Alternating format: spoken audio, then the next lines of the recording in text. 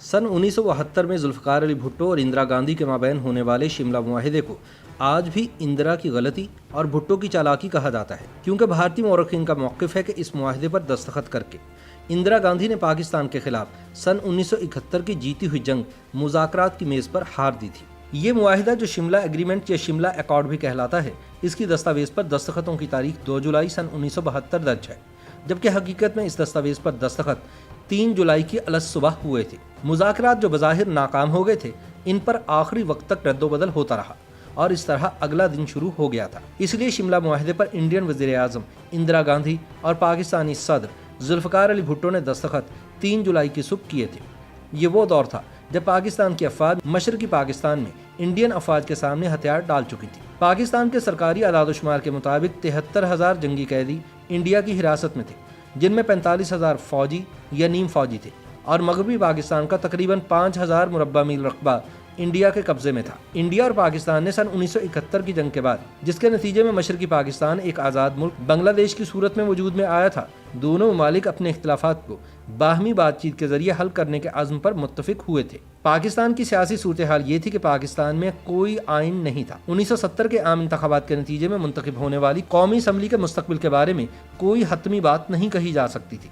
इंतखाबात में शिकस्त खाने वाली जमातें इन इंतखाबात को कलअदम करार देने का मुतालबा कर रही थी। उधर इंडियन वज़ीर आज़म इंदिरा गांधी एक फाते मुल्क की लीडर के तौर पर अपने अवाम में ज़्यादा मकबूल लीडर बन चुकी थी।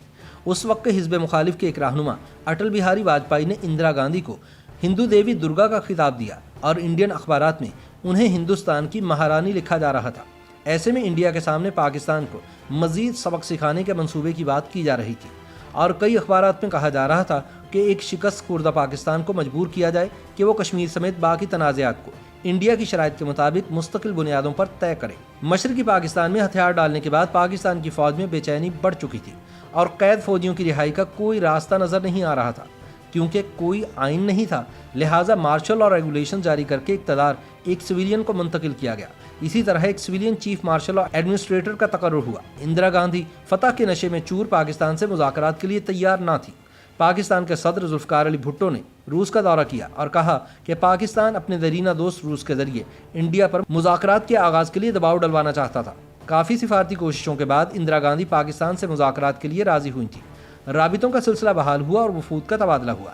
पाकिस्तान के सदर का इंडिया जाकर मुज़ाकरात करने का फैसला हुआ ताकि जो भी इब्तदाई सतह पर तय पा रहा था उसे एक बाकायदा मुआहिदे की शक्ल दी जा सके। भुट्टो और इंदिरा मुज़ाकरात के आगाज़ में इंडिया वाज़े तौर पर एक फातेह मुल्क था, लेकिन इन्हीं मुज़ाकरात के दौरान वो मोड़ भी आया जब बकौल एक इंडियन सिफारतकार के फातेह मुल्क माजरत खा नज़र आ रहा था। इंडियन मुज़ाकराती टीम के एक अहलकार KN बख्शी सन 2007 में दिए गए एक इंटरव्यू में कहते हैं कि बावजूद इसके कि पाकिस्तानी फ़ौज हथियार डाल चुकी थी, दुनिया की रायनामा इंडिया के साथ थी, तब भी हम ज़्यादा हासिल नहीं कर सके। हम अपनी फतह पर माजरत खा नज़र आ रहे थे।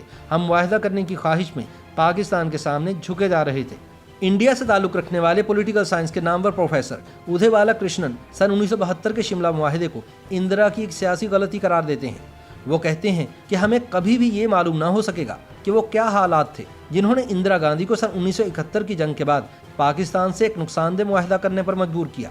शिमला मुआहिदा और उसके बाद होने वाले मुआहिदा दिल्ली ने वो सब कुछ दे दिया जो पाकिस्तान चाहता था। वो तमाम पाकिस्तानी इलाका जिस पर इंडियन फ़ौज ने कब्जा कर लिया था और पाकिस्तानी अफवाज में से किसी भी अफसर पर मौजूदा बांग्लादेश में नस्ल कुशी के जुर्म में मुकदमा चलाए बगैर उन सब की बाहिफाजत पाकिस्तान वापसी। डॉक्टर बालाकृष्णन लिखते हैं कि अगर कभी भी इंडिया के पाकिस्तान के साथ ताल्लुकात में कोई बर्तरी और इसके मौसर होने का नुक्ता नज़र आया तो ये वो लम्हा था जब इंडिया ने अपनी ताकत के बलबूते पर पाकिस्तान के 5,000 मुरब्बा मील के इलाके पर कब्जा किया हुआ था और इसकी फ़ौज का तकरीबन 1/4 हिस्सा जंगी कैदी बना लिया गया था। कृष्णन लिखते हैं कि यह हैरत अंगेज़ बात है कि इंडिया ने आसानी से दोनों को क्यों लौटा दिया। प्रिंसटन यूनिवर्सिटी के वुडरो विल्सन स्कूल के बैनुल-अक़वामी अमूर के प्रोफेसर गैरी जे बॉस ने इंटरनेशनल सिक्योरिटी नामी जरीदे में लिखा कि इंडिया के लिए पाकिस्तान के जंगी जराइम में वजीना तौर पर मुलव्विस फ़ौजियों के खिलाफ मुकदमा चलाने से कहीं ज़्यादा अहम मसला कश्मीर को मुस्तकिल बुनियादों पर हल करना था। फिर भी इंदिरा गांधी ने भुट्टो की पाकिस्तानी फ़ौज के बारे में तशवीश को बांग्लादेश को तस्लीम कराने के लिए चालाकी से इस्तेमाल करने की कोशिश की थी।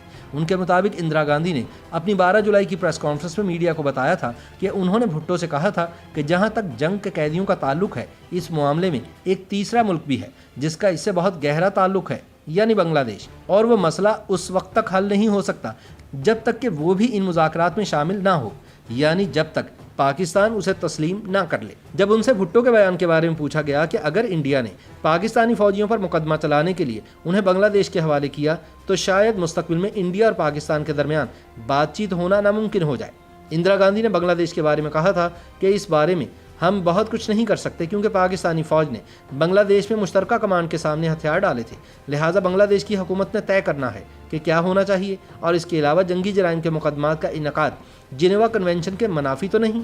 دوسری جانب انڈیا کی خواہش کے برعکس پاکستان کے لیے شملہ کی سربراہی کانفرنس اور طے پانے والا معاہدہ امکانات سے زیادہ فائدہ مند تھا۔ اس معاہدے کے تحت پاکستان کی 5000 مربع میل زمین جو انڈیا کے قبضے میں تھی اس کی واپسی اس سال کے آخر تک ہو گئی۔ معروف محقق فرزانہ شیخ نے اپنے ایک مقالے Zulfikar Ali Bhutto in pursuit of Asian Pakistan میں لکھا ہے کہ بھٹو نے بنگلہ دیش کو تسلیم کرنے یا پاکستانی فوجیوں پر جنگی جرائم کے مقدمے چلانے پر راضی ہوئے بغیر انڈیا سے امن کا وعدہ حاصل کیا، اور اسی معاہدے نے پاکستان کے جنگی قیدیوں کی انڈیا سے رہائی کی راہ ہموار کی۔ ڈاکٹر آف دی ایسٹ نامی کتاب میں بے نظیر نے ایک منظر بیان کیا ہے جہاں معاہدے پر دستخط کرنے کے بعد بھٹو اپنے کمرے میں داخل ہوتے ہیں اور وہ ان سے پوچھتی ہیں کہ انہوں نے جنگی قیدیوں کی بجائے جنگ میں ہارے ہوئے علاقوں کی واپسی کو کیوں ترجیح دی۔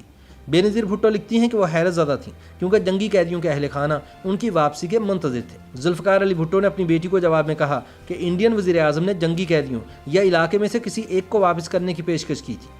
بھٹو نے کہا کہ انہوں نے مقبوضہ علاقہ مانگا کیونکہ جنگی قیدی ایک انسانی مسئلہ ہے، انہیں ہمیشہ کے لیے نہیں رکھا جا سکتا تھا۔ عالمی رائے عامہ انڈیا کو انہیں واپس بھیجنے پر مجبور کرے گی۔ دوسری طرف علاقہ کوئی انسان دوست مسئلہ نہیں، اس کو ضم کیا جا سکتا ہے۔ بھٹو نے شملہ معاہدے میں اپنی کامیابی کے لیے جو بھی اقدامات کیے، تاریخ دانوں نے اس کو ان کی سفارتی ہنرمندی قرار دیا، جبکہ ان کے حمایتیوں نے اسے ان کی پاکستانی قوم پرستی کی ایک مثال قرار دیا۔ وہ مشرقی پاکستان میں فوجی شکست کو سفارتی میز پر اپنے ملک کے لیے ایک فتح کے طور پر بدلنا چاہتے تھے اور اپنے اس مقصد میں کامیاب رہے۔ تاہم دوسری جانب جب انڈیا کی لوک سبھا میں اندرا گاندھی پر حزب اختلاف کی جانب سے تنقید کرنے والوں نے یہ شکایت کی کہ وہ پاکستان کے ساتھ نرمی سے کیوں پیش آئیں، تو انہوں نے کہا تھا کہ اگر یورپی ممالک جرمنی کے ساتھ پہلی جنگ عظیم کے بعد ویسا سلوک کرتے جیسا کہ انڈیا نے پاکستان کے ساتھ شملہ معاہدے میں کیا تو ہٹلر پیدا نہ ہوتا اور نہ ہی دوسری عالمی جنگ ہوتی۔